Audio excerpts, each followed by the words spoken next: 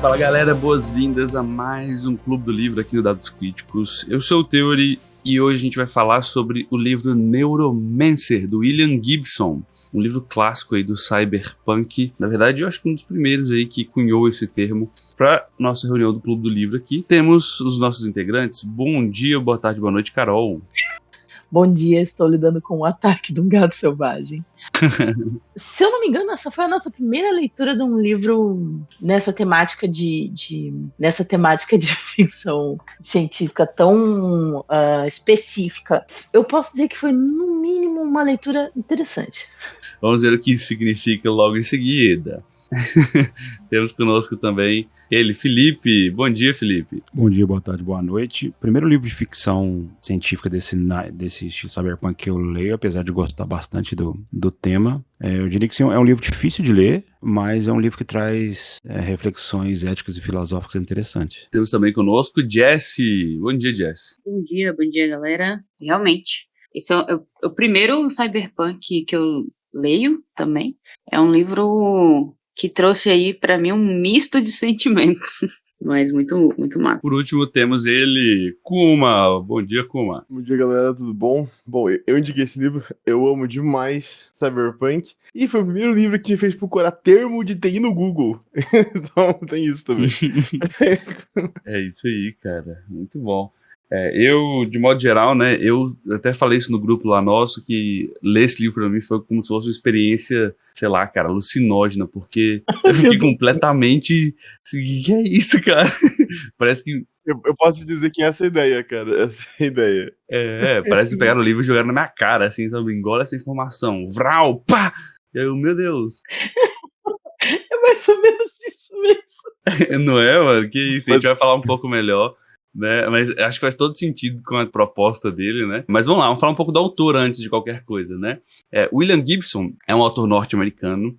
Ele nasceu em 17 de março de 48 e ele é conhecido hoje em dia como o pai do cyberpunk, exatamente por esse livro, que foi o primeiro romance dele. Então ele já tinha escrito anteriormente a esse livro aqui alguns contos que inclusive já viraram livros, filmes na verdade. Então esses contos, na ideia deles, né? Eu esqueci o nome do conto, acho que é Omni, um dos contos onde um das pessoas era usado como armazém de informações. Então eles armazenavam informações na cabeça de uma pessoa, sabe? E durante esses contos ali, ele já estava cunhando essa ideia de cyberespaço e do sprawl principalmente, né? Que é essa mega cidade na parte de Nova York, nos Estados Unidos, né? Foi ele que cunhou vários dos termos que a gente conhece hoje e usa como cyberespaço. A ideia de Matrix, né, que é um dos nomes que é usado para o cyberespaço que ele criou, Sim. Veio desse livro, né, do Neuromancer. Vários termos que hoje em dia são comuns pra gente foram cunhados aqui, cara. Então é muito louco a gente pensar em como a ficção científica ela é influente, né?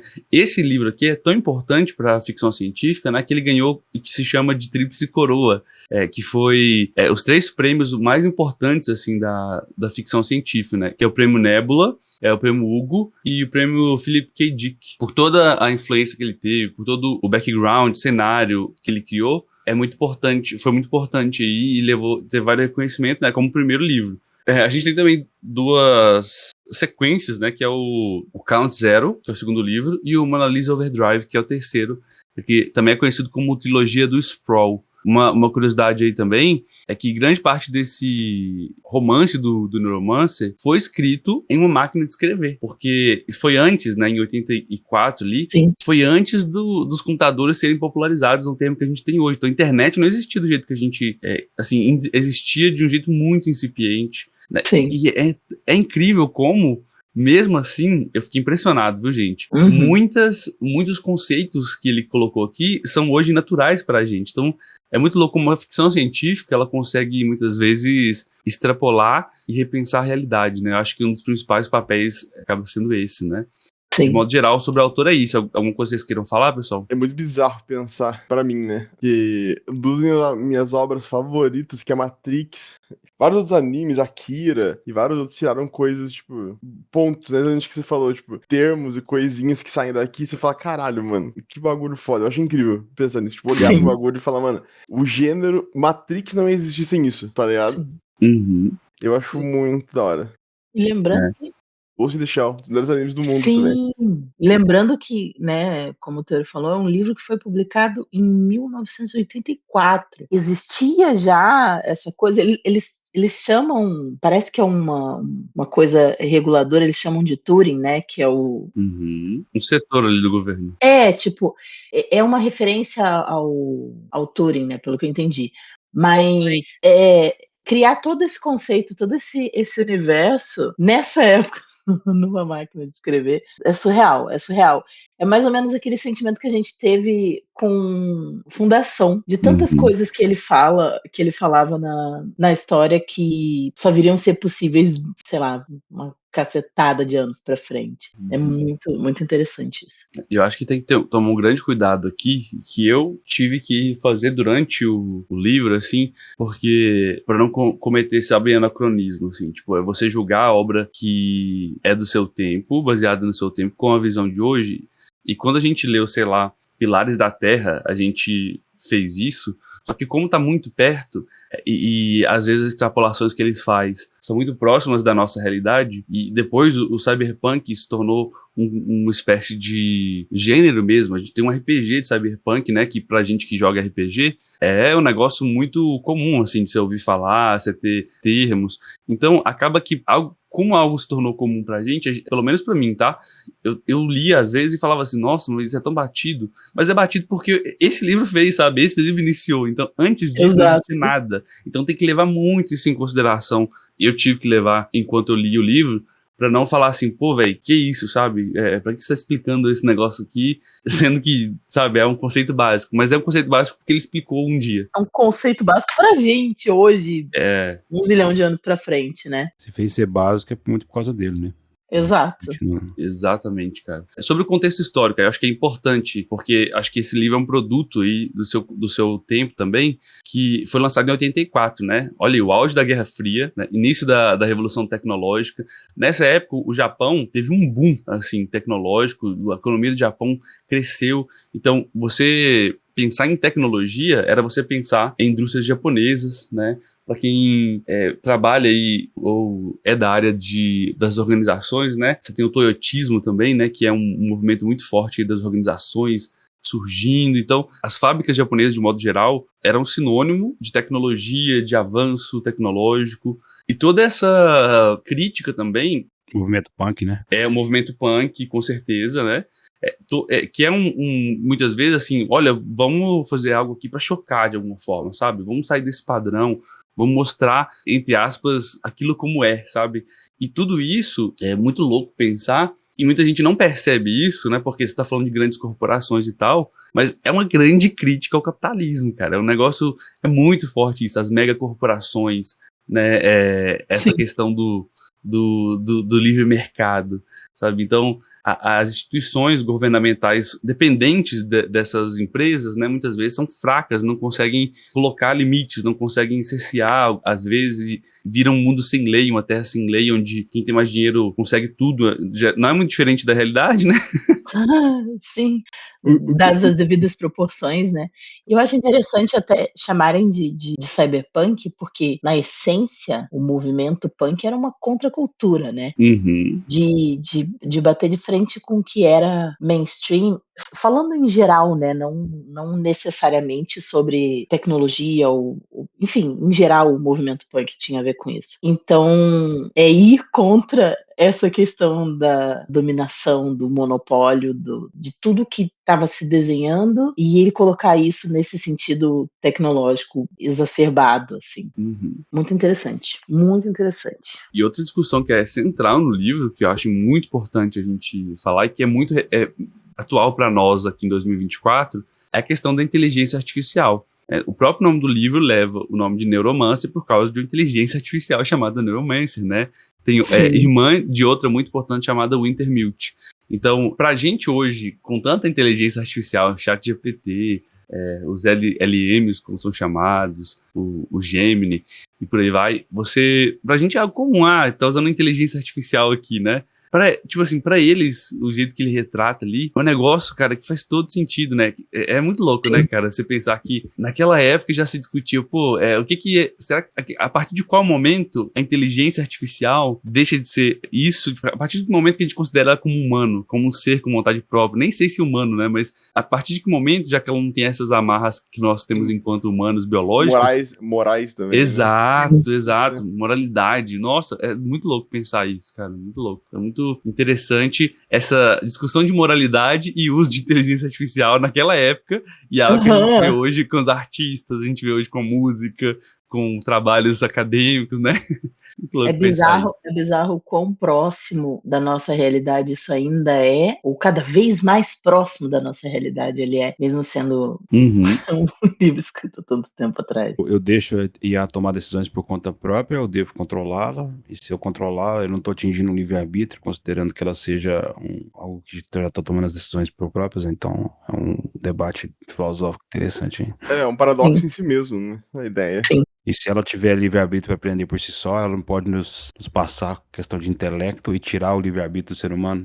Total. E aí entra as 3 leis da robótica, né, que de alguma forma do Isaac Asimov eram leis que ajudavam, ou ele criou para tentar. No Eu, Robô, esse livro é maravilhoso também, do Asimov, ele fala muito dessas leis, né, toda a obra dele, mas nesse ele fala de modo específico, e as leis eram essas, né, você enquanto um robô não vai ferir o ser humano, sabe, você não vai ferir a si próprio desde que no processo, sabe, então são amarras, né, limites que ele coloca. É muito louco pensar nisso, cara, é muito louco pensar nisso naquela época. E já assistiu aquele filme Ela também? Sim, ainda já. não, eu ainda não assisti. Não, pra caralho. Esse filme é muito bom, viu? Eu recomendo. Tem um Joaquin Phoenix e tal, fala sobre exatamente, cara, uma coisa que é muito atual, que são relacionamentos entre pessoas e inteligências artificiais, sabe? Eu não vou dar o spoiler do filme não, mas acho que tem uma discussão muito pertinente aqui com esse... Acho que é um complemento a essa discussão que a gente tá tendo aqui hoje, tá? Sim, é um filme de 2013. Isso. E outro ponto interessante atual aí, né, apesar de estar meio que subentendido, é a alienação e a tecnologia, né? O Gibson, ele meio que explora também a dependência tecnológica e o que ela traz para a alienação da emoção da sociedade. A gente pode fazer um paralelo aí, no caso lá, né, o Case, ele não se acha que ele morreu por não conseguir mais acessar a Matrix, né, ele fica naquela procura, né, inclusive por isso que ele aceita, né, o trabalho, né, então se torna como vício. Eu já tracei direto a questão aí das redes sociais, principalmente Instagram, né, que estão moldando vidas padrões, né? As pessoas estão perdendo as individualidades, as excentricidades, tornando todo mundo um ser humano padrão. Então, acho que é uma discussão, apesar dele não ter pensado provavelmente desse nível de rede social, mas pode fazer um paralelo interessante aí também. É legal que a falta da Matrix pro Case, ele é tratado como um cara muito viciado em drogas e tudo mais, né? Então, ela é tratada no mesmo nível, sabe? Então é muito louco pensar nisso. É muito louco pensar. Sim. E a outra coisa que é muito importante, foi bom você ter tocado, que pra época não era comum você ter personagens tão dessa forma, sabe? Degenerados, viciados, esses entre aspas, anti-heróis aqui, sabe? Então não era muito comum, era comum você ter o personagem bonzinho. Então você ter esse personagem todo... É o herói preto e branco, né? Isso, nossa, a Molly, por exemplo. Nossa, todo mundo faz merda, sabe? Então, essa questão de... Não faria sentido no mundo desse que ele tá colocando se do nada tivesse o bem pelo bem, sabe? Nesse sentido. Sim. Então, acho que é muito, muito louco pensar... Cara, é o primeiro romance do cara, né? A gente vai falar de erros aqui, não sei se é nem erros, né? Mas... em coisas que poderiam ser melhores, coisas que eu não gostei, por exemplo, vou falar aqui. Mas se você pensar que esse é o primeiro romance do cara e ele conseguir esse nível aí, é um negócio muito louco, né? Sim. É isso, né? Vou fazer um breve resumo aqui, tá, galera? E aí queria a ajuda de você pra me corrigir, porque é o seguinte, tá? E aí vai uma percepção junta. Eu senti, tava até falando com a Carol aqui, velho, que em determinado momento desse livro aqui eu era burro, velho. Eu falei, que isso, velho? Eu tô lendo esse capítulo inteiro. É por isso que eu falei que eu tive que ler, eu procurar no Google. Porque eu falava, mano, o que tá acontecendo? Ele não explica algumas coisas, ele só joga, vai jogando. Tem outros que ele explica demais, assim, um negócio assim. E aí, eu, às vezes, li um capítulo inteiro e falava assim, velho, o que aconteceu? Sabe, tipo assim, eu terminei o capítulo, eu não sei, foi tanta coisa, explosão, entrando não sei na onde, termo inglês pra lá e pra cá, do nada um negócio japonês aqui, citava um finlandês, tipo assim, um tanto de coisa ali. Eu falava, beleza, Um brasileiro? aconteceu alguma coisa aqui, e então eu tenho uma ideia geral da história, mas eu sinto que eu preciso deixar isso assentar e ler de novo, sabe? Tipo, porque eu não entendi completamente. Eu tenho a sensação de que, sabe, tem algo faltando, cara. A sensação que eu tenho, eu queria saber se vocês sentiram isso também, pra me ajudar aqui nesse resumo também. Foi uma percepção que vocês Muito tiveram essa também? sensação. Eu tenho tive, eu muito. tive um, eu tive um pouco também, mas chegou um momento ali, um pouco antes da metade do livro, que eu entendi, essa foi a forma que eu consegui absorver, tá? Que a história também é contada numa velocidade, num ritmo que tem a ver com essa velocidade do virtual. Então as coisas são cortadas, você recebe alguns fragmentos, tipo, tem parágrafos inteiros que são frases soltas de coisas que estão acontecendo, não é linear, sabe? Uhum. Então, eu acho que para mim passou muito essa sensação de velocidade, de dados, de coisa virtual, assim, muito, muito mais rápida do que a gente poderia acompanhar, entendeu? Foi essa sensação que eu tive. E quando eu comecei a ter essa percepção, eu comecei a entender melhor a história. Porque eu pensei, tá, é para ser fragmentado mesmo. Porque é a velocidade que as coisas estão passando para ele.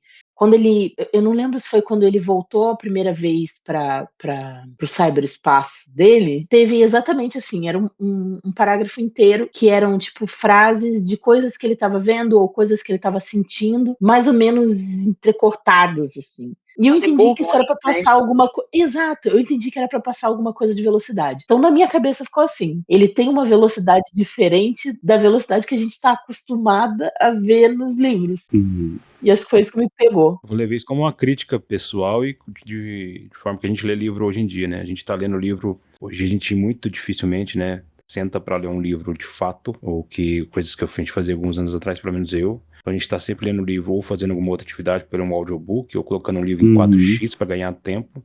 Então esse é um tipo de livro que é muito difícil você ler nesse sentido de, se você não parar para ter atenção, ou você lê um livro, sei lá, que você tá na fila do banco, né, que você não tá 100% focado naquilo ali. Então acho que talvez esse livro, por estilo da época, pode trazer isso. Então talvez seja isso que a gente tenha sentido, e eu levei isso como uma crítica social também baseado nisso. Pô, a gente às vezes tem que estar com um momento presente para executar uma atividade, a gente tá querendo executar 2, 3 ao mesmo tempo. Então eu também senti igual a Carol, então eu tive que reler alguns capítulos no processo, por isso que eu acho difícil, né? Mas isso não impede também de, às vezes, algumas passagens de transições poderiam ser um pouco mais bem trabalhadas. Eu acho que isso talvez seja minha primeira crítica ao livro, essa questão das transições em si, porque acho que durante o processo não tem problema de ser velocidade, mas a transição para você fazer o leitor passar de um caminho B, de um A para o B, acho que é interessante para o leitor continuar mantendo aquele fluxo de leitura, né? Então talvez aí que seja o problema para mim do livro. Sim. O negócio pra mim que pega muito, que eu gosto parcialmente e também não gosto parcialmente, é o mesmo motivo, é porque ele é um autor, porque eu li os 3 e assim, eu amei o primeiro e fui, tipo, segundo, terceiro sem parar, né? Ele não é um autor que, tipo, espera você, de tipo, você entender onde tá. Não, mano, deixa aqui. Só Tipo, vai. acompanha, tá ligado? É tipo isso. E é engraçado porque quase toda obra cyberpunk segue a mesma ideia. Se você vê Matrix, eles não param em nenhum momento do primeiro filme te explicando o que tá acontecendo. É tipo, irmão, você vai ter no terceiro filme. E boa sorte, tá ligado? Sim. Você que lute. Exatamente. Então virou tipo um staple do próprio gênero, que provavelmente ele fez sem pensar no sentido de, tipo, e esse livro vai ser influente. Eu duvido que ele tinha essa ideia, né? Na hora. E é engraçado como toda obra, desde o jogo Cyberpunk, filme Matrix, Akira, Ghost in the Shell, tem literalmente a mesma coisa. E, tipo, mano, acompanha. Tipo, presta atenção que uma hora você vai entender. E você fica, mano, que maluquice. Tipo, exatamente você ter que reler e ver de novo. Eu acho que é tão bom quanto é ruim isso ao mesmo tempo. Não sei se vocês já viram, isso é muito específico, né? Vocês assistiram o vídeo do Cartoloco? Já viram esses vídeos? Já viu, Felipe? Você é do Não. Futeboy também? Já. Já percebeu o estilo de edição que tem? Que é assim, ele fala uma frase, vrau, corta. Falou outra frase, vrau. Eu senti um pouco isso, assim, peraí, deixa eu parar, né? Tanto que, geralmente, isso que você falou é uma crítica é algo que eu costumo fazer. Tipo assim, eu tô lavando louça, tô limpando casa e ouvindo o audiolivro do livro e por aí vai, né? Nesse eu não consegui fazer, eu tive que sentar, parar e ler o livro, entendeu? Eu acho que exatamente isso é muito. Porque se eu não tivesse parado, sentado, ler o livro, eu não conseguia nem, tipo assim, absorver aquilo, porque era nome, não sei o quê, e aí vem tal pessoa, vem aquilo. E aí é muito, muito. Eu acho que é isso, como eu disse também, muito de fazer parte, né? Mas é isso, eu acho também que ao mesmo tempo. É o primeiro livro do cara, então eu dou essa colher de chá, mas ao mesmo tempo acho que tem jeitos da gente fazer isso que você não perde a pessoa, sabe? Você dá essa ação sem perder o leitor. Porque antes de ler, eu estava lendo o Androides Sonham com Ovelhas Elétricas, do Philip K. Dick, que foi o livro que deu origem pro Blade Runner, né? Blade Runner, sim. Isso. Ele também é um livro super distópico, é anterior, inclusive, a esse do Cyberpunk aqui. Então não era esse conceito de Cyberpunk ainda. Você ainda percebe esse mundo degenerado, você percebe isso tudo, não com esse nível de tecnologia, coisas orgânicas, mecanismos e tudo mais, mas você, tipo assim, você consegue acompanhar melhor, né? Talvez, assim, isso também esteja relacionado com o estilo de livro que a pessoa curte também, sabe? Então, vai uma questão de gosto pessoal aí também no meio que mistura nesse tempero. Mas vamos lá, fazer um resumo aqui, tá? A gente vai seguir a história do Casey. O Casey, ele é um cowboy do cyberespaço. É legal pensar que não existia o termo hacker na época, então ele usou o termo cowboy exatamente por alguém que, sabe, um cowboy, ele precisa montar num touro, quer ser... Isso é aventura, né? Tem essa ideia. Exato, o selvagem, ele arrisca a própria vida, né, cara? Então, esse cowboy de cyberespaço é tipo um hacker, né, que a gente entende hoje, e ele perdeu a habilidade de acessar a Matrix, que é esse cyberespaço, depois que ele tentou roubar ali dos empregadores dele. Eles meio que atrapalharam o sistema nervoso dele, que é o que se usa pra poder... Eles colocam um veneno no cérebro dele que impede que ele conecte, Isso, aí ele fica lá, ele vai pro Japão, ele junta o dinheiro pra Shiba City, no Japão, pra tentar se curar de alguma forma, mas ele, achando que os japoneses teriam a tecnologia pra consertar ele, mas ele acaba não conseguindo, né, e acaba gastando muito parte do dinheiro dele lá. Ele reencontra a Linda, né, que é uma ex dele, e ela meio que rouba ele também nesse processo. Tem a icônica frase que inicia o livro, né, de que o céu de Shiba City, ele era igual um canal morto, né? Um canal fora do ar. Que é um cinza, né? Pra quem pegou a época das TVs analógicas, dava pra ver, né? Aquele canal cinza, assim. Chiado, né? Exato, cara. Tem até um prefácio no livro que o próprio autor fala, pelo menos na edição que eu li da Aleph, né, que ele fala, uma frase do autor que ele fala, pô, talvez quem vai ler hoje nem sabe qual que é a cor de um canal morto, porque hoje em dia, tipo, as pessoas nem assistem televisão direito mais, né? Sim. Na época que ele escreveu, já era anos 2000 já, então um negócio assim, então muito louco. Pensar, tipo, todo futurismo, ele é um futurismo de uma época, né, cara? Então, se hoje em dia alguém pensasse no cyberpunk, esse cyberpunk de hoje já seria muito mais voltado pra coisas mais, sei lá, minimalistas, menos botões, sabe, mais inteligências artificiais, esse tipo de coisa, né? mais neutro e meio sem vida, sem definição, porque é a visão que a gente tem hoje, de acordo com a nossa tecnologia, né? E aí, assim, o Casey, ele é contratado por um cara chamado Armitage, né? Ele é contratado por uma moça chamada Molly, e ele tá junto da equipe. Então essa Molly faz parte, e a ideia dele vai ser hackear sistemas de autossegurança. Tem um negócio chamado ICE, né? Que são medidas de segurança que algum serviço coloca ali, e eles vão descobrindo à medida que eles vão pesquisando, entendendo melhor quem que é esse Armitage aí, que na verdade essa equipe que está sendo montada está trabalhando para uma inteligência artificial chamada Wintermute, né? Então, meio que a inteligência artificial quer contratar eles para fazer eles invadirem lá um lugar chamado Villa Straylight, que é uma casa de uma família mais poderosa, né? Que é uma família super poderosa, dona e tipo uma dinastia mesmo, dona de tipo uma mega corporação que controla muita coisa no mundo. E eles querem invadir esse lugar. Tesser Ashpole, se eu não me engano, né? Isso, a Tesser Ashpole, isso mesmo. E foram eles que criaram essa família específica que criou as inteligências artificiais que eles estão que tá trabalhando entre muitas aspas com eles. Lembrando também que o Armitage conseguiu recrutar o Casey porque ele ofereceu uma coisa que ele estava querendo e ele não conseguia, que era voltar pra Matrix dele, né? Então, ele conseguiu fazer com que gastou uma fortuna para que ele fizesse essa operação e ele pudesse acessar, porque ele era bom no trabalho dele antes de ser neutralizado digitalmente, né? Então, ele conseguindo de volta as habilidades dele, ele ia poder trabalhar nessa missão que ele só recebia fragmentos, né? Depois, ele e a Molly começaram a pesquisar e encontrar mais informações sobre esse tal Armitage, sobre o Intermute também, mais adiante. No caminho eles vão se juntando a várias pessoas, né? Então a gente conhece os pessoal lá, o Malcolm, acho que é Malcolm, como é que se pronuncia? Acho que eu pronunciei como Malcolm, tá? Um cara Malcolm, lá Malcolm. que é um piloto, né? Você vai ter o Riviera também, que é um artista, que depois acaba se voltando contra eles, né? Traindo eles, é um cara meio... Esquisitão, viu? Faz hologramas, né? Esquisitão. A Molly, você consegue. Ele tem um relacionamento sexual / amoroso, vamos chamar assim, com a Molly durante o processo aí também. Tem a história da Molly que é pesadíssima, né?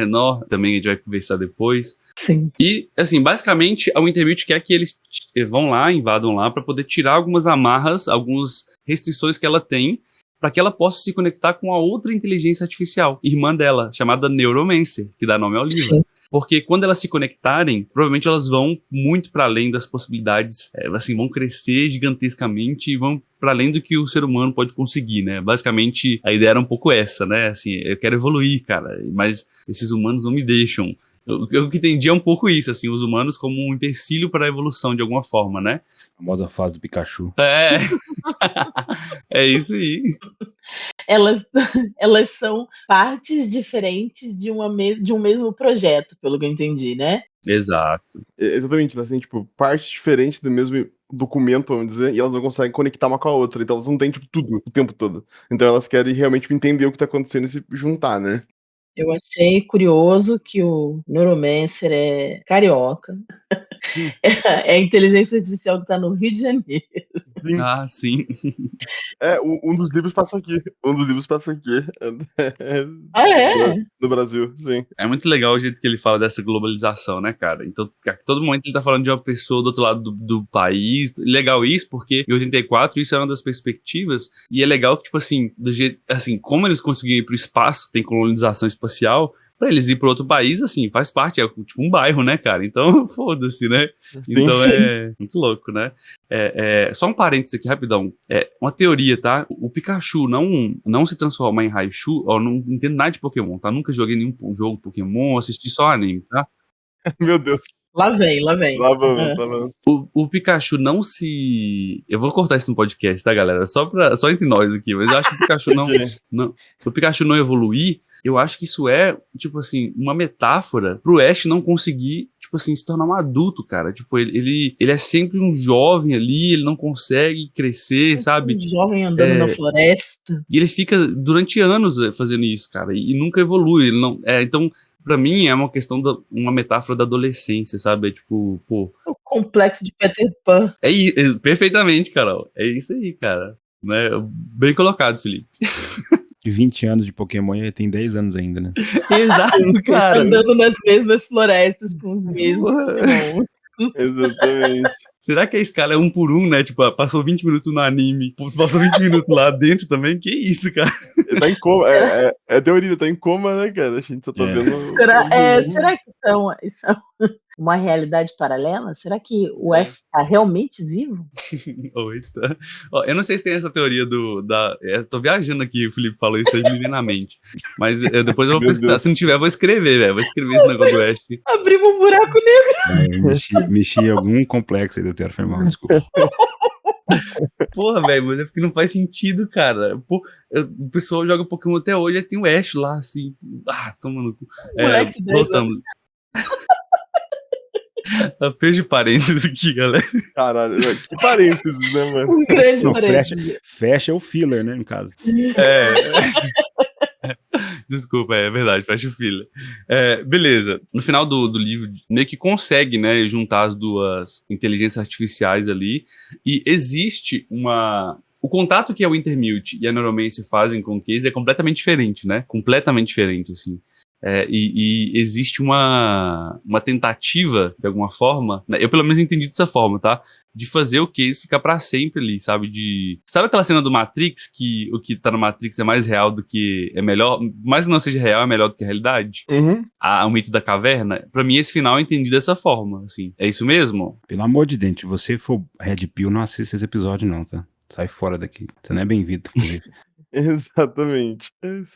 Mas eu acho que a ideia é mais ou menos essa mesmo. É tipo, o livro pra mim, né, ele é uma constante luta entre, tipo assim, o que é real, o que é melhor, né? O que a gente tem aqui fora ou o que tá dentro da Matrix, assim. Ainda mais porque a gente já falou, né, o personagem principal tem toda essa roupagem, vamos dizer, de usuário de drogas, de, tipo, como isso vicia, de, tipo, como ferrou o cérebro dele, de várias formas e tal, né? Então eu acho que é uma lógica meio óbvia, não no sentido ruim, de, tipo, de ser algo, tipo, bobo e tal, mas é óbvio no sentido de fazer muito sentido mesmo. De, tipo, eu acho que é bem isso mesmo. É isso, então. Vamos lá, então, pra nossa próxima parte aqui, então, que é a construção de personagens, né? A gente sempre fala aqui, usando como referência, né, algo que o Felipe trouxe lá atrás, que são os pilares que o Brandon Sanderson fala, né, nas palestras dele, que eu acho que faz muito sentido, né? Que é personagens, ambientação e o roteiro, né, o plot. Né? E aí, falando de construção de personagem, eu queria que cada um de vocês pudesse falar sobre os personagens que mais gostaram e o que menos gostaram, tá? Eu tenho minhas opiniões fortes aqui, então vou deixar por último aqui. Vou começar com você, Kuma.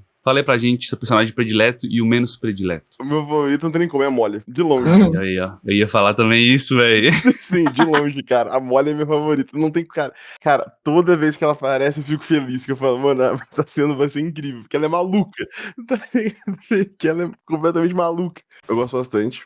O problema pra mim com esse livro, entre aspas, assim, é que assim, eu gosto de livro que eu tenho personagem que eu não gosto, porque cria uma âncora, eu acho, de tipo assim, você cria um preconceito com o personagem do tipo assim, é um filho da puta.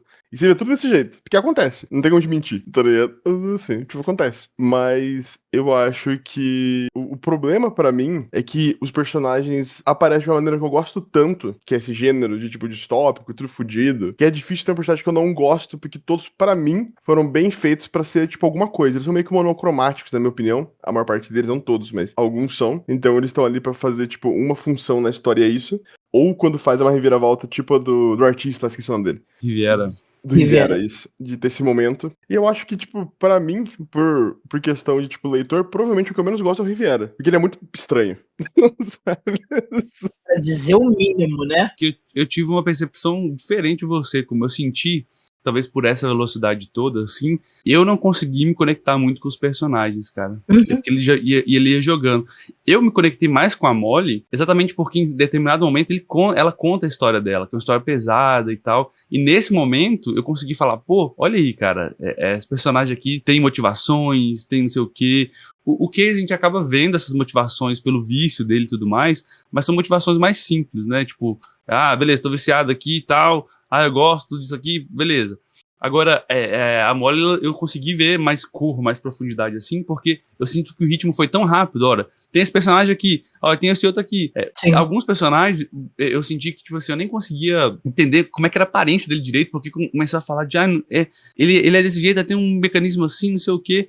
Então, quando ele traz aquele outro personagem que usa Rastafari lá, que ele tem um jeito diferente de falar, ele tem crenças diferentes, aí eu consegui diferenciar um pouco, né? Mas fora isso, eu senti que, tipo assim, meu Deus, eu não consegui me conectar com praticamente ninguém, sabe? Então, a Molly, ela destoa muito disso, é um personagem que eu acho muito interessante aqui. Tem essa questão do romance, ela tem que ficar... Porque, tipo assim, necessariamente tem que ter um relacionamento com o cara que é o principal, sabe? Eu senti um pouco disso também, assim, sabe? Uma forçada de barra, no meu ver, sabe? Mas ok, tudo certo. E o personagem que eu menos gostei também foi a Hermitage, sabe? Essa questão do, ele é sociopata e foda-se, sabe? Apesar de ter dado indício no livro inteiro de que, ele é assim, sabe? Na verdade, não é nem o Riviera, acho que é mais o Hermitage, de alguma forma, né? Tipo, porque ele tem duas personalidades ali, aí tem o Corto lá, acho que é Corto mesmo, né? O nome do Corto, sim. Isso e tal, aí, sei lá, eu fiquei meio confuso. Cara, eu tenho que dizer que eu sou muito chato assim. Eu sou muito enviesado, pra falar. Porque tem um jogo chamado Cyberpunk 2077 que eu zero literalmente uma vez por ano. De tanto que eu gosto do gênero. Tipo, é absurdo. E é muito, muito inspirado no Neuromancer. Tipo, muitas coisas, porque é óbvio, porque puxa muito, né? Assim. Então, tudo isso que você reclama que faz sentido pra caralho mesmo, pra mim, cara, é uma parte do gênero. Tipo, eu não consigo ver sem. Entendi. Sabe? Assim. Então, tipo, tem um monte de personagem que tá ali só pra. Tem, cara, e é isso. É igual o mundo. Tem um monte de gente que você Entendi. passa na rua e, tipo, você nunca vai saber a história da pessoa. Tem gente que você fala, tipo assim, no trabalho e você cria amizade, entre aspas, né? E você nunca vai saber quem é um cara de verdade. O cara vai estar ali e pronto. Tipo assim, você não fica perguntando o que tá acontecendo, sabe? Eu não sei. Entendi. Então, eu vejo isso muito desse jeito. É muito, entre aspas, realista pra mim, no sentido de, tipo, nem todo mundo precisa explicar. Porque tem muita gente que você não vai ver de novo nunca mais, sabe? Eu não sei. É tipo você reclamar do Veloeste ter cowboy. É tipo isso, né? Que faz parte, né? Exatamente. Entendi. Pra mim, o Cyberpunk é isso, mano. É um monte de gente que é literalmente uma distopia de, tipo, ninguém importa muito. Exatamente. Sabe? Ninguém importa. Nesse sentido conecta com a coisa da velocidade que eu tinha sentido e conecta também com essa coisa do ninguém importa, porque as pessoas também são realmente atiradas ali na velocidade que a história tá sendo contada, né? O que você falou, doutor, de tipo assim, por que ele tem que ter um relacionamento com o protagonista e tal, né? Assim, é literalmente o protagonista é alguém diferente. Quem mais naquele livro tem algum tipo de contato com outra pessoa? Tipo, você vê todo mundo vivendo no ferro, no cromo, e tipo, que se foda o resto, e ele tem uma conexão de algum lugar. Então, pra mim, essa é a diferença, de mostrar que o cara é um pouco mais, entre aspas, um pouco mais humano, sabe? É como eu vejo. É legal da gente falar isso, né, e discutir, porque mesmo tendo essas percepções, eu acho que é legal que a gente passa a ver de outra forma, né, outra perspectiva, né, cara? Sim. Sim. Jesse, fala aí pra gente seus personagens. Engraçado que eu tinha desmutado o microfone agora pra... Eu achei muito legal que vocês comentaram agora, porque realmente me fez pensar diferente, né, do que eu tava... Porque esse livro, ele foi muito confuso pra mim, acho que eu falei isso no início, né, ele foi muito confuso pra mim, primeira vez que eu li esse gênero. E ele foi tão confuso que agora de manhã eu anotei algumas coisas, porque eu pensei, eu não vou saber o que falar, porque foi muito confuso. E na parte do personagem, eu literalmente, aqui no roteiro, pra falar de personagem, literalmente a primeira frase que eu escrevi foi: é complexo falar em personagens bons e ruins porque eles são moldados em uma complexidade confusa. Que foi o que eu senti. Yes.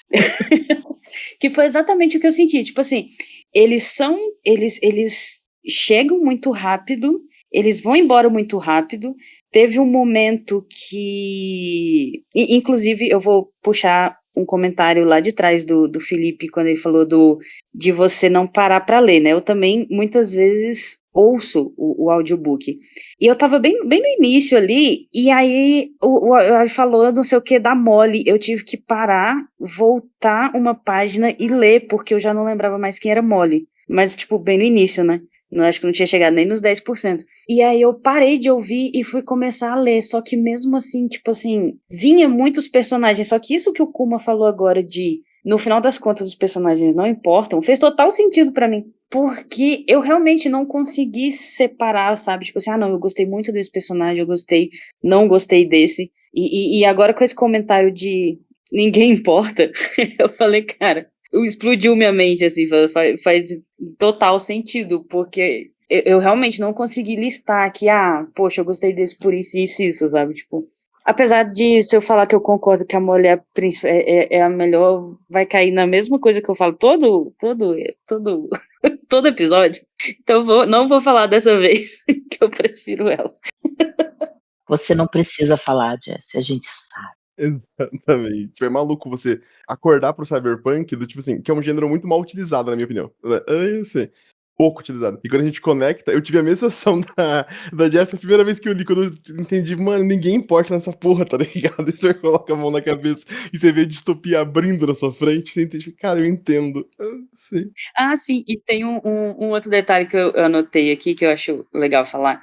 Eu não sei se eu percebi isso só nesse, por causa da forma como ele é escrita, mas nesse eu tive muito a impressão de que, assim, como ele é em primeira pessoa, né, porque a gente vê ali o que tá acontecendo com o Casey, né, me dá a impressão que, tipo assim, parece que o personagem, ele já vem formado com a opinião do Casey, então... É meio que, tipo, ele meio que força o sentimento que a gente vai ter pelo personagem. Eu não sei se foi só eu que tive essa impressão, mas eu tive essa impressão nesse, assim. Eu não sei se são em todos primeira pessoa, eu nunca parei pra pensar nisso. Mas eu tive muita expressão, tipo assim, as pessoas que o Casey não gostava, eu tinha a impressão que eu gostava menos. E aí... Ah, Era sim. mais ou menos isso, sabe? É um livro em primeira pessoa, né? Quase, a ideia. Pois é. Eu acho que o fato de como ele descreve outros personagens diz muito sobre o personagem em si, sabe? Sobre o Case. Então, escrever que ele gosta de tal pessoa diz sobre o Case mais do que sobre a pessoa em si, sabe? Sim. Então, e ler em primeira pessoa tem dessas, né? De você entrar na cabeça da pessoa pra ver o pensamento e tal. Mas é isso. Felipe, seus personagens. Pô, se vocês vão me permitir um pouco, eu vou discordar do ponto de vista de vocês, com todo respeito, que eu entendo essa questão até do mundo fazer, não dar sentido pros personagens, mas eu sou da premissa que os personagens me trazem pra história, né? Eu tenho que ter alguma reciprocidade com eles, eles têm que me representar no mundo de alguma forma, seja concordando ou até incomodando, né? Personagens que me incomodam eu tendo a gostar mais porque me forçam a refletir. Eu sou muito mais talvez da escola do Brandon Sanderson atualmente aí nesse sentido. Por exemplo, eu sei que o mundo, né, do Cyberpunk é uma merda e é pra ser isso mesmo, só que é muito interessante quando você tem esse personagem que ele é colocado nesse contexto e é explicado por que ele tá nesse mundo e por que ele é uma merda, né. A gente tem, por exemplo, né, no Ghost in the Shell, né, que como citou, que eu também gosto bastante, você tem a protagonista e ela tem essa distopia, né, por ser essa pessoa, né, robótica, etc, e você acaba vamos dizer assim, simpatizando com ela, com os dilemas que tá tendo, né? Então acho que o único personagem que me fez sentir isso foi a Molly, né? Acho que talvez seja a unanimidade de todos aí. Muito porque ela também parecia muito com o personagem, meu único personagem de Cyberpunk que eu joguei até hoje. E eu tive muita inspiração nela sem saber que era ela, porque eu não tinha lido o livro, né? Então foi talvez que tenha me trazido para dentro da história foi da parte que ela entrou, né? Então Gerou uma conexão, né? gerou conexão que me trouxe pro livro, assim, entendeu? Quando não gera conexão, eu tenho dificuldade de trazer, por exemplo, outro livro que é um cyberpunk, que é provavelmente inspirado nesse, que é do Ozob. É bom. A gente tem essa questão do personagem que traz pra gente, né? O mundo é uma merda, né? O personagem também é um desvairado, um louco. E talvez com a forma como o Leonel escreveu, ele faz a gente se importar, né? Então, eu acho que talvez os personagens poderiam ser trabalhando um pouco mais no sentido de trazer pra você se importar e no final quebrar os personagens, quebrar o mundo, quebrar tudo, entendeu? Uhum. Poderia ser dessa forma. Então, ou talvez, eu não li os outros livros, talvez seja trabalhado nos outros livros, essa questão mais dos personagens ou do mundo em si, para que eu consiga me importar um pouco mais. Então, minha diferença é essa, só no que vocês falaram aí. Eu particularmente sinto que é algo do um autor iniciante, sabe, cara? Ele quer mostrar o mundo e tudo mais e mostra o mundo, em vez de mostrar através da lente só do personagem, sabe? Eu senti muito isso, assim. Fazendo um paralelo com o Senhor dos Anéis, porque, por exemplo, os personagens do Senhor dos Anéis também são bem rasos, né? Vamos assim, eu sou fã pra caralho do Senhor dos Anéis, todo mundo sabe aqui, mas se você pegar o livro, né, e comparar com o filme, eu acho que o filme pra mim ganha nisso com relação, ele desenvolve melhores personagens, a relação do Sam e do Frodo. Juntou os dois numa coisa. Ó, mais ou menos também, né? Porque o Frodo, no final, não sabia nem o nome do Legolas. Justo. Mas ali, né, o personagem principal é a Terra-média e ele... Aí a gente dá essa desculpa aí do Tolkien ser o tal do lunático do descrevedor de planta. De folhinhas. Mas acaba sendo, né? E guardando as devidas proporções aqui, a gente não tem tempo nesse livro, até pela quantidade de páginas, e talvez nos outros sejam mais. O Senhor dos Anéis, ele tem essa vantagem que ele tem que a gente fica apaixonado pela Terra-média, né? E aqui, talvez quem é fã da parada mesmo de Cyberpunk, que vai se apaixonar pelo contexto. Então, acho que eu vejo uma semelhança e uma diferença entre os dois, assim, trazendo um paralelo. Querendo ou não, também, você se apaixonar pelo Cyberpunk, pelo mundo distópico, é diferente também. Não é igual na Terra-média, em que é um lugar bonito, né? Tem sua beleza. Aqui tem sua beleza, mas tem que procurar a fundo, porque ela tá debaixo de várias camadas de lixo, de moralidade dúbia, de maldade, sabe? Então, você entende. E a beleza, pra mim, é essa frieza real, mano. Tipo, o mundo é uma merda às vezes mesmo. Exato. Esse niilismo, né? Mostrar. É isso aí, velho. Exatamente. Pra mim, o destaque maior desse livro, né, tô criticando com os personagens, mas essa questão de dualidade filosófica e ética que traz, né? Eu notei alguns pontos aqui, já que a gente entrou, por exemplo, a gente já citou alguns da inteligência artificial, mas, por exemplo, o que é identidade e o que é consciência? Depois você começa a colocar parte do seu corpo, entra no negócio do navio de Teseu, né?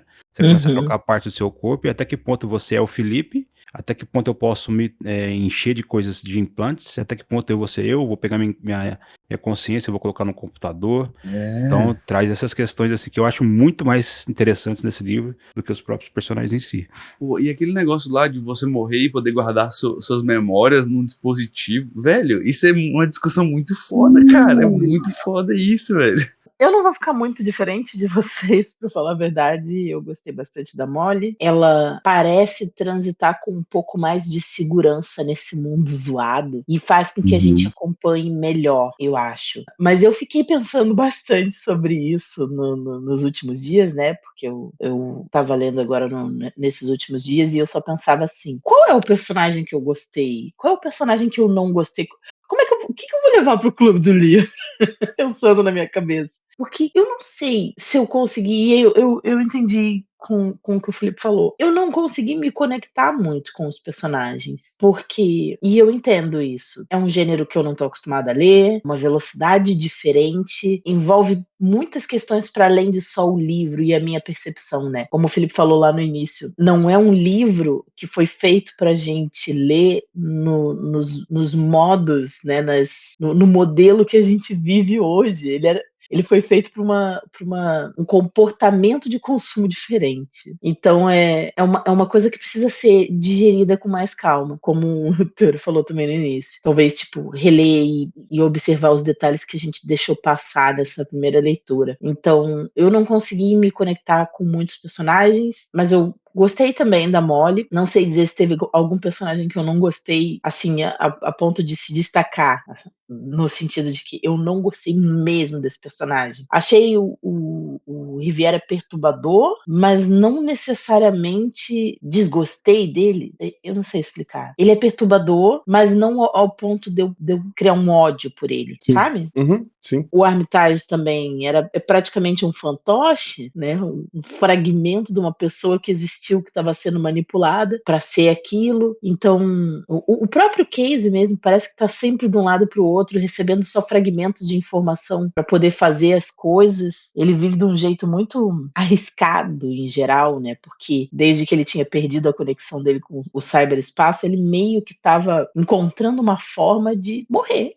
Porque a vida não fazia sentido para ele sem ter aquele acesso. Depois que ele voltou, as coisas ficaram mais... Parecia que fazia mais sentido para ele, mas ainda assim era estranho, ainda assim ele se arriscava um pouco. Mas não foi o suficiente para eu entender ele, em geral. Dava para ver que ele foi enrolado nessa trama e que o que era só uma coisa esquisita para ele no início virou uma obsessão de entender o que estava acontecendo, quem era aquele cara, quem é que estava movendo ele, qual era o objetivo. E no fim ele era uma ferramenta para contar essa história pra gente. Mas não foi o suficiente para me apegar a ele. Então é isso. Eu acho que o personagem principal mesmo é o mundo, as inteligências artificiais, que tem bastante personalidade, eu diria, as duas, né? Personalidades diferentes. E é isso. Não teve nenhum que eu tenha desgostado de verdade. Deixa eu fazer uma pergunta pra vocês, até baseado no que a Carol tá falando, eu comecei a fazer uma reflexão dos livros que a gente leu esse ano. Assim. Quais os livros que a gente leu esse ano que o personagem principal, que a gente considera o melhor do livro?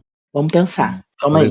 Talvez Locke namora. Eu gostei bastante do Locke. Você acha que o Geralt é um personagem melhor do livro do Saga de The Witcher? Vocês consideram ele como melhor? Não. Cara, não. Ela respondeu muito rápido. No mundo que existe Zoltan, não é possível isso. Sim, eu diria exatamente. Eu diria que tem outros personagens melhores. Eu ia falar da Ciri, na verdade, mas tipo, porque pode ser que a Ciri seja a principal, né? A gente não considera na saga inteira, né? Exatamente. Tem isso.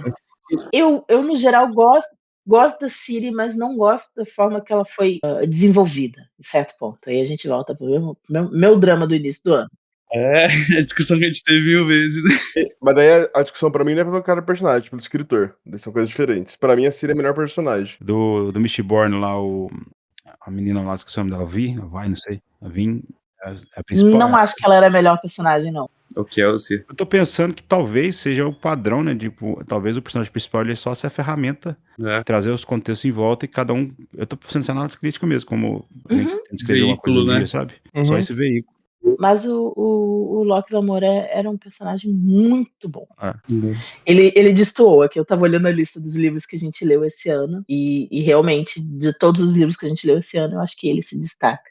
O que eu acho também é que depende muito do estilo que o autor tá usando pra escrever, né? Porque você pode escrever mais e dar mais tempo de tela para um personagem, e aí você vai ter mais tempo para ele, e aí é natural que você comece a entender as motivações e goste.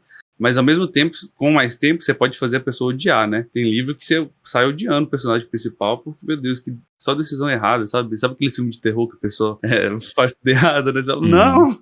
Que tonto! Então, é um pouco disso, né? Mas o Cavaleiro dos Sete Reinos é legal também, os dois principais. No caso são dois, né? Eu gosto mais do moleque, eles só, né? mas é isso. Uhum. Sim, tem personagens que estão ali só pra contar a história deles, né? Gente, acho que sobre ritmo a gente já falou, né? O ritmo narrativo. Então, eu queria falar um pouquinho mais sobre a questão da ambientação, talvez. Eu acho que essa ambientação cyberpunk é algo que foi muito bem feito aqui, sabe? Eu acho que esse ritmo, ele conversa com a ambientação, os personagens conversam com a ambientação. O fato dele sair jogando as coisas sem explicar muito, causa um efeito colateral, vamos colocar assim, de que parece que o mundo é vivo. Porque quando você chega em um contexto, sei lá, eu vou pro Japão, cara, tá tudo ali funcionando da lógica deles. Eles não precisam me explicar, eles não funcionam pra mim. Então, o fato de estar funcionando, você fala, beleza, isso aqui já funciona, já é assim, e eu que tenho que me integrar. Sabe o que isso me lembrou? Isso me lembrou o Guia do Mochileiro das Galáxias.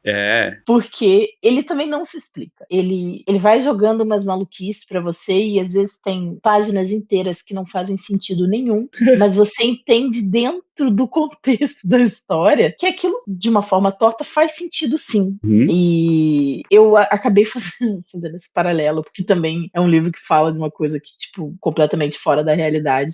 Um livro de 79, se eu não me engano, deixa eu olhar aqui. 1979. Então, também falando desse futuro, dessa vida intergaláctica, de uma forma sem grandes explicações. Também para causar uma... Eu não consigo explicar, mas eu senti essa mesma conexão com o Neuromancer e o Guia do Mochileiro das Galáxias. Eu tava voltando dirigindo, né? Eu vou escutando uns podcasts, tava escutando Nerdcast. Eu vi o Azaghal falando algo sobre isso, né? Hoje em dia, né? As obras, elas estão tendo que ser muito mastigadas, porque as pessoas estão assistindo uma coisa, mexendo no celular, ou lendo muito daquilo que a gente falou. Então, por isso que os autores hoje estão fazendo as coisas muito mastigadas. Tipo assim, se você não entendeu, toma aqui na sua cara que essa pessoa é o vilão, entendeu? Sim. Faz o cara matar. É a diferença do comportamento de consumo da época para agora, é isso. Exato. Eu sou muito mais dessa época aí. Eu sou muito mais o autor, porque o autor me fala o seguinte: meu leitor não é burro, meu leitor está prestando atenção e ele vai descobrir de acordo no contexto. Eu prefiro que ele faça isso porque ele vai ter um mind blow ou algo do tipo, do que eu entregar para ele mastigado. Ou, como diz a série lá do Novela dos Anéis lá, tá uma montanha, surge a letra assim, Mordor. Muito cheio de explicaçãozinha. Pra você que não percebeu, né? Mas eu sinto nesse livro, Felipe, que, tipo assim, tem isso de jogar, mas em algumas partes ele pega pela mão e te explica. Em algumas até demais, assim. Em algumas coisas ele pega e te explica muito, assim, no foco que, tipo, pra que você tá explicando tanto isso, sabe? Eu queria saber mais daquilo. Eu tenho uma ideia disso, talvez. Quantos livros na época dele tinham essa temática que ele tem, realisticamente? Então, como ele sabia o que ele podia fazer pra você entender? Do tipo, como ele vai ter certeza que naquela época, em 84, ele descrevendo, tipo, uma tela de computador, por exemplo, assim, coisa idiota pra gente. É assim. Quantas pessoas entendiam o que ele tá falando? Sim. Sabe? Assim, então eu acho que quando o conceito é muito extenso pra ele tendo razão ou não, de tipo, achar que ele precisa explicar muito aquilo, pra mim, parte dele explicar muito é por causa disso. Porque ele não sabe se você vai entender. Tipo, e não de filho da putagem, ele realmente não sabe. Ele não sabe se ele vai conseguir passar a ideia. Então eu acho que por isso que às vezes ele explica muito algumas coisas. Eu acho que é nessa necessidade, vamos dizer, de ter certeza que, tipo, você vai pegar o ponto no final, tá ligado? Entendi. Às vezes que ele explica muito pra mim, pelo menos é o que eu acho. Sobre passagem do tempo, os núcleos a gente falou, né? Núcleos que tem aqui. A questão do plot, né? Que seria a nossa próxima parte aqui. Eu vejo que no início a gente está sendo ambientado no plot para entender qual que é a situação. Depois o meio do livro é uma sucessão de várias missões ali, para você entender mais como o mundo funciona e como são os personagens, o poder deles. E no final, aquela missão realmente da Vila Straylight, né, que é onde eles tentam lá buscar, e tem essa questão aí final da união das inteligências artificiais, né? Não achei um plot muito difícil de entender, achei um plot até simples nesse sentido. Foi bem direto ao ponto, né? O que vocês acham aí? Sim, eu acho que ele explica o que ele tem que explicar, e, tipo, o plot ele faz se entender relativamente fácil, o negócio que você falou, tipo, é isso, e você fica, ok, e você fica, ok, e, tipo, vai, tá ligado? Sim. Eu acho que acaba sendo um tipo de compensação, na verdade, né? Usar um plot simples pra contar uma história complexa num cenário absurdamente surreal, tanto pra época quanto ainda hoje, às vezes. E pra época também, né, a gente não tinha muito esses livros de fantasia com plots muito elaborados, assim. Não tinha. Sim. Então, olha, faz sentido, né? É isso. Dito isso, então, alguma curiosidade específica, galera, sobre o livro, alguma coisa que vocês acham legal comentar aí? Acho que a gente falou nisso também, né? Muita coisa, né? A curiosidade é que, tipo, isso aqui inventou o Cyberpunk atual, né? Como a gente vê. Sim. Eu só conseguia pensar na animação, no início da animação do Cyberpunk, porque é muito parecido. Uma razão, né? Tipo, precisa ser, né? Assim, é referência, né, da época, da coisa. Eu acho que o mais diferente, o melhor que a gente pode falar é isso, cara. Isso aqui criou o Cyberpunk. Se você quer entender de onde Matrix tirou várias ideias, Ghost in the Shell tirou várias ideias, o Cyberpunk 2017, a animação do Cyberpunk. É isso aqui, cara. Isso aqui é o começo. Tem os RPGs também, né? Já que a gente tá no canal do Dados Críticos, né? Do Cyberpunk Red, né? Que é bom pra caralho, inclusive. E isso, um sistema aí. E o sistema, eu acho que combina exatamente, né? Cheio de subsisteminhas para você usar as coisas e tal. Então, ele é bem interessante nesse sentido para passar o clima tá no Cyberpunk, sabe? Eu acho que o clima tá mais para aqueles Cyberpunks dos anos 2000, sabe? Talvez pelo estilo punk, né? Quando eu tava lendo, eu tava com a imagem daqueles livros antigos, né? Ele e não sei se vocês jogaram um jogo de videogame, que era do Tartaruga Ninja, que era que tinha tipo imagem de duas pessoas dirigindo a tartaruga assim. Não sei porque eu tenho imagem daquela repórter, aquela roupona amarelona com os ombros largos assim. Eu tenho essas imagens de Cyberpunk na minha cabeça. dos vilão lá, que é um jacaré, então a galera meio que transformada assim, da hora. Faz sentido. Ótima referência. E assim, acho que é um livro que realmente é um marco, assim, né? Não é à toa que ganhou todos esses prêmios, né? Cunhou vários termos, né? Inclusive, tem uma questão que eu não falei, né? Que, assim, na edição que eu li, tem um prefácio que eles falam sobre a tradução da Aleph, e eles falam que tem um glossário em que eles explicam vários termos que foram usados. Ele fala assim, eles sugerem fortemente, né? Leiam esse glossário antes de ler o livro para você entender melhor o livro. Isso é um ponto positivo, mas é um ponto negativo também, né? Porque eu acho que a obra ela deve se contentar em si própria, sabe?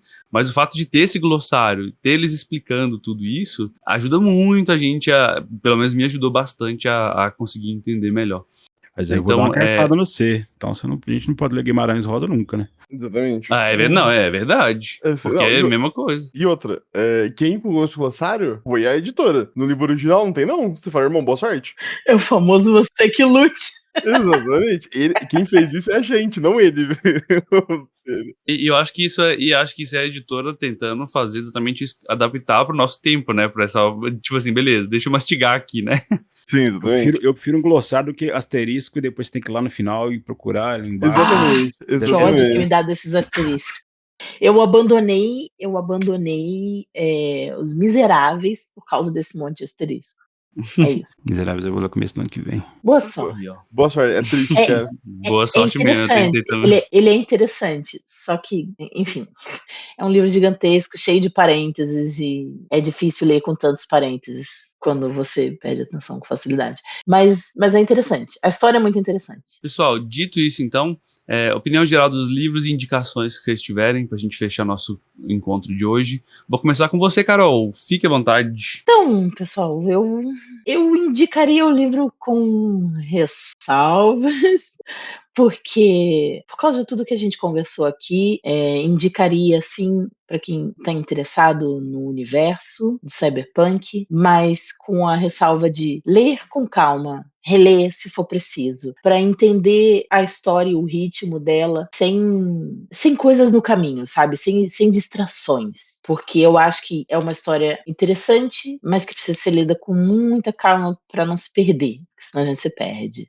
No geral, eu Eu gostei, eu demorei para começar a entrar, né, no livro, né, a me entender com ele, a me conectar com ele, mas quando eu consegui, eu achei um pouco mais interessante. Então, paciência, porque em algum momento ele recompensa. E a minha indicação hoje vai ser sobre o que eu já falei, vou indicar o Guia do Mochileiro das Galáxias, tem a mesma energia, só que um pouco menos acelerado, eu diria, e com uma crítica social muito clara e é divertido.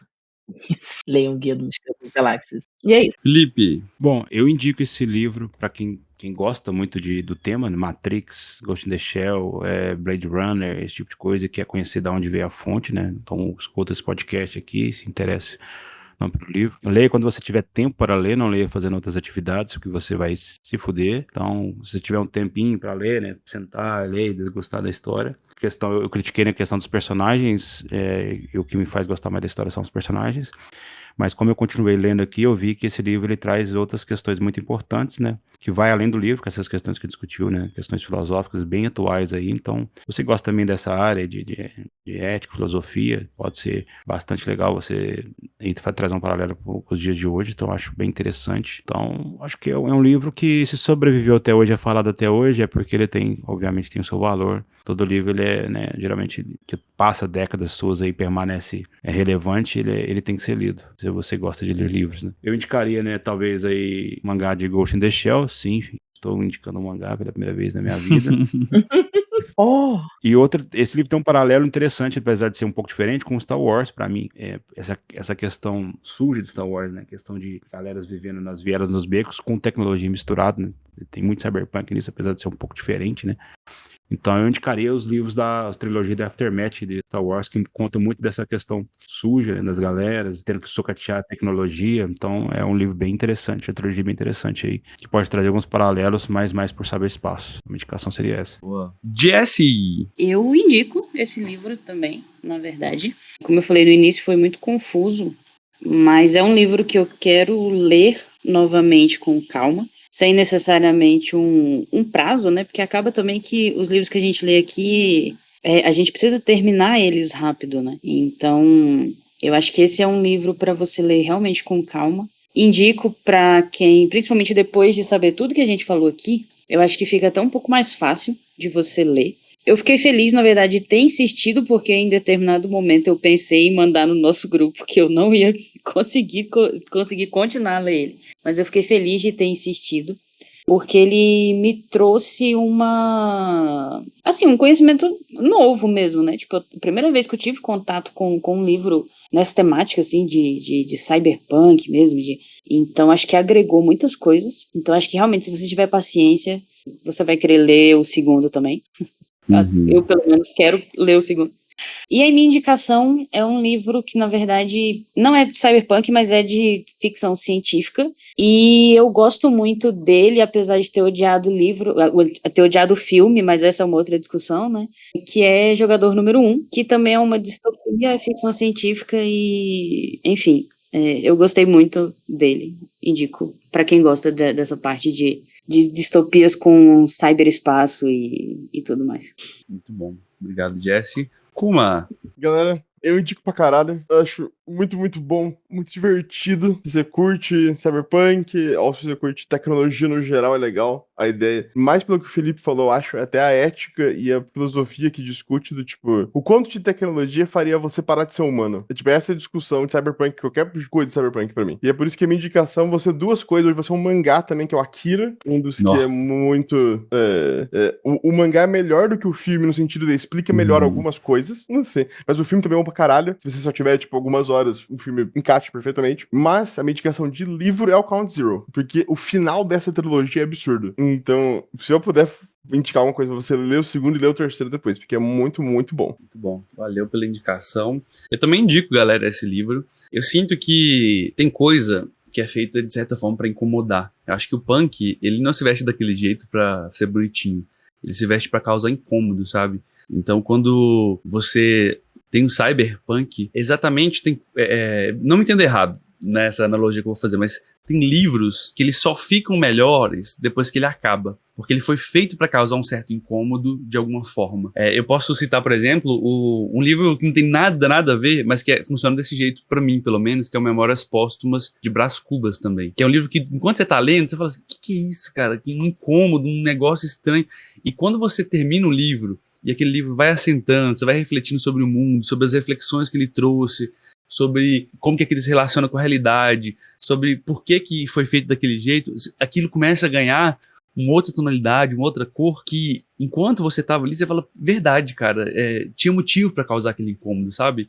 Mas você só consegue ver isso depois. Você precisava sentir aquele incômodo de alguma forma e tá presente, né, igual a gente falou aqui, pra poder sentir. Então, é um livro que eu acho que é um clássico, não é à toa, recomendo demais, e é isso, né? Eu indicaria o Android Sonha com Ovelhas Elétricas, do Philip K. Dick, que é um livro que eu falei aqui antes, que é o livro que deu origem ao Blade Runner, que é o filme, né? Ele é um livro com a narrativa mais complexa do que o do filme. O filme é bem reduzido, assim, mas ele traz muito essa questão sobre o que é ser humano, sobre o que é ser real, sobre máquinas ou não, sabe? Então é muito interessante isso, sobre o que é amor, lealdade. Então é um livro muito interessante aí, nessa época do pré-cyberpunk. Então, galera, queria agradecer vocês de coração aí por mais um ano no Clube do Livro. Agradecer você que nos ouve também aí no podcast depois. Falar que, assim, é muito bom a gente sempre ler aí e acho que traz uma nova perspectiva a gente poder conversar sobre os livros. Então, brigadão, um grande abraço para todos e até mais. Tchau, tchau! Tchau.